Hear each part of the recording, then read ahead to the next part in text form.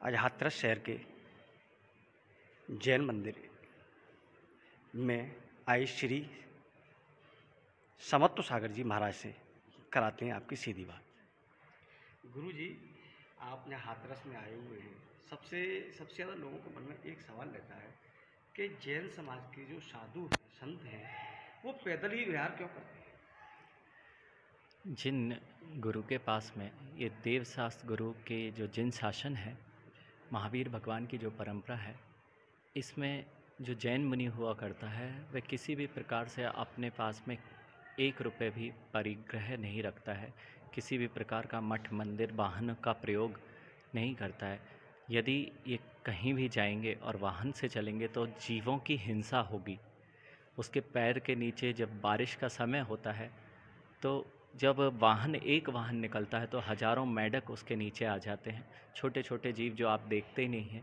तो जैन मुनि जब भी विहार करते हैं, पैरों के तले कोई छोटा सा चींटी भी ना आ जाए, इसलिए दिगंबर जैन मुनि कभी भी किसी भी प्रकार के वाहनों का प्रयोग नहीं करते हैं। हमेशा नग्न चप्पल रहित स्थिति में ही, कितनी ही तेज भीषण गर्मी भी होगी, ऊपर से भी तपन होगी, तब भी वे दिगंबर मुनि पैदल ही विहार करते हैं। मूल उद्देश्य उनके 5 महाव्रतों में अहिंसा महाव्रत है, उसका पालन करना है।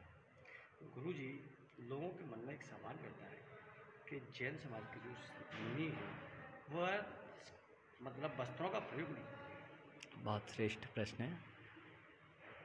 एक बालक जब भी जन्म लेता है तो निर्वस्त्र जन्म लेता है और इस धरा से आज तक कोई वस्त्रों के साथ नहीं गया।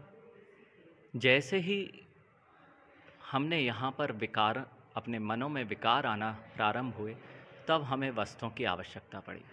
जब तक बालक छोटा रहता है और उसके अंदर में किसी भी प्रकार का विकार नहीं आता, तब वह बालक अपनी माँ की गोद में भी नग्न बैठ जाता है, अपनी बहन के पास भी चला जाता है, किसी को उसे देख के विकार नहीं आता। ऐसे ही ये दिगंबर योगी यथाजात स्वरूप होते हैं।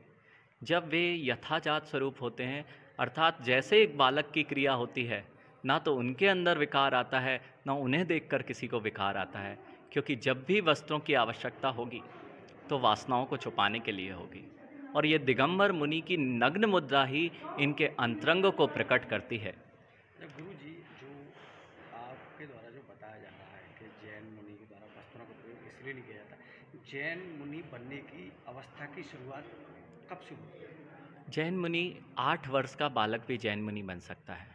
जब जीव के अंदर में वासनाएं उत्पन्न होने की क्रम जब चालू हो सकता है, जब वासनाएं 8 वर्ष में जीव के अंदर में आ सकती हैं, तो वह दिगंबर योगी बनकर वीतरागी मुद्रा को धारण करके भगवान बनने की यात्रा भी प्रारंभ कर सकता है। इसलिए जिन आगम में महावीर भगवान के शासन में 8 वर्ष का मुनि भगवान बन सकता है, इसलिए 8 वर्ष से यह योग्यता प्रारंभ हो जाती है कि कोई भी 8 वर्ष का बालक भी दिगंबरी जैन मुनि की दीक्षा धारण कर सकता है। गुरु जी, आपके द्वारा जैन मुनि बनने की प्रेरणा कहाँ से आई? ये एक वर्ष का पुण्य या इस भाव का मात्र पुण्य नहीं होता, पूर्व पुण्य का नियोग भी होता है। साथ में जिन परिवारों में, जिन घर में संस्कार होते हैं, फिर गुरुओं का, दिगंबर योगियों का, महान आचार्यों का सानिध्य प्राप्त हो जाना, इससे भावों में निर्मलता, और जैसे जैसे हम जिन शासन में आगम और शास्त्रों का अध्ययन करते हैं, उससे दृढ़ता आती है कि संसार में प्रत्येक प्राणी जैसे काम वासनाएं, इंद्रिय सुखों को भोग कर क्या कर रहा है उसे पता नहीं है, लक्ष्य विहीन जीवन जीता है।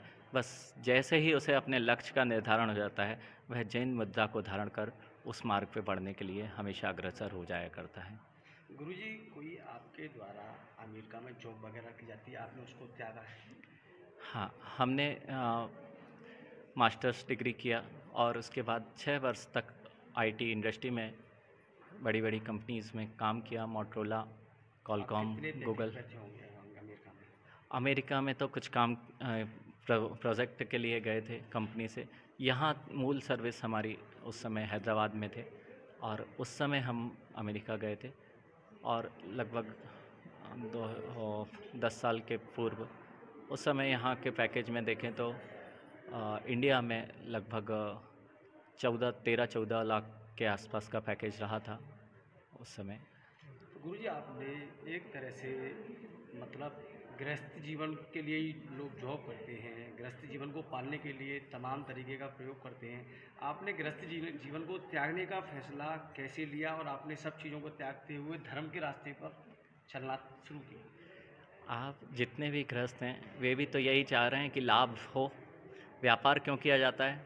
अधिक लाभ हो, इसलिए व्यापार किया जाता है।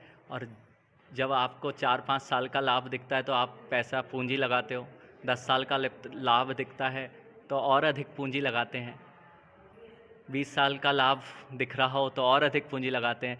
जब दिगंबर मुनि को अपने भवों का लाभ दिखने लग जाता है तो छोटे मोटे जॉब को छोड़ना कोई बड़ी बात नहीं होती, क्योंकि जिन शासन में यदि कोई तीर्थंकर हुए हैं वे सभी क्षत्रिय राजा ही दिगंबरी दीक्षा लेकर 24 तीर्थंकर सभी राजा थे। अपने पास है ही क्या जो छोड़ें? वे तो चक्रवर्ती सम्राट हुआ करते थे जिन्होंने सब वैभव तृण के समान छोड़ के दिगंबरी दीक्षा धारण करके, और महावीर भगवान से लेके आदिनाथ पर्यंत जितने तीर्थंकर हैं सभी ने मोक्ष की प्राप्ति की और सभी वैभव को त्याग दिया था।